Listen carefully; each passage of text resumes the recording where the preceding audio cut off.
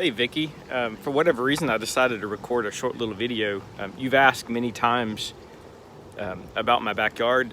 To me, I think it's just a humble backyard.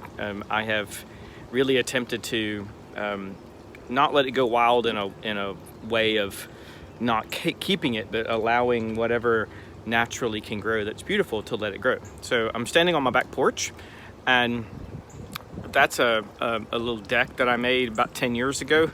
Little spiral staircase going up, and it's just a quiet place to go sit. And I've got little fountains. This is primarily creeping Virginia that I'm letting grow as ground cover.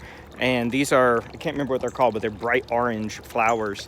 And I just let them come up. Got some daylilies, and my same thing over here kind of grows up. These are Mexican petunias that they got really damaged by the freeze, but I'm gonna kind of cut them back a lot because they got kind of out of control. And you can see I just kind of let things grow. And what I normally do is just let the leaves from all these oak trees fall, and then I spread them out on the ground and just keep pushing my flower beds out. And so again, more lilies, canna lilies, different varieties. I'm putting in a bird bath. I'm gonna start collecting bird baths there.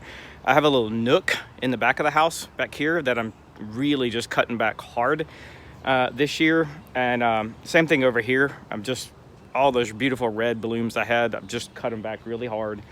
And I'm letting this, whatever it's called, this ground cover with these purple flowers spread where it wants to. I've got some roses spread out in there, and then I've got a center bed that I am allowing to grow. And again, leaves, just raking the leaves every year kills the grass.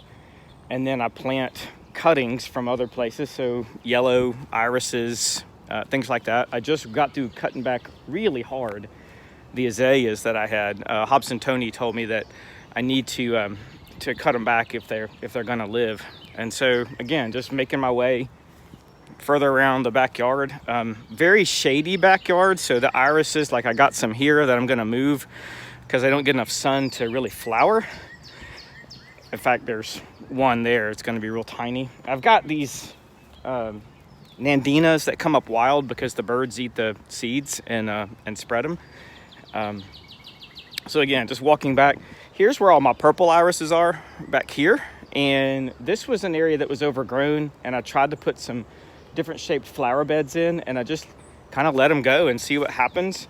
And so daylilies, I let some Mexican petunias come up over here, more of those really bright orange red lilies of some kind, a little pawpaw tree. It does grow fruit, and then the squirrels get it before I can harvest it. Ferns, just little ferns growing, letting them grow. This area back here is so shady I can barely get grass to grow. But all my bamboo that I have that made a bamboo forest, it died. I think it was birds, not freeze. And so big hill, kind of going down into an area where, again, I'm just letting it all grow, being natural. I have a little deck area I built out here, can come and sit. And again, the bamboo is way out of control, but I'm just letting it grow because I have an erosion problem. Again, more heavily wooded areas. I did have an oak tree fall back there, took out my little shade that I made. And then looking out across, it's a deep valley. And then I tried to grow a garden over there, too shady, magnolia, and then kind of looking back up toward the house again. And these are buckeyes, those pretty red flowers. That's my burn pile. Don't worry, I'm gonna let it crush to the ground a little bit more. It's massive right now, but in the fall, the gravity should pull it all down.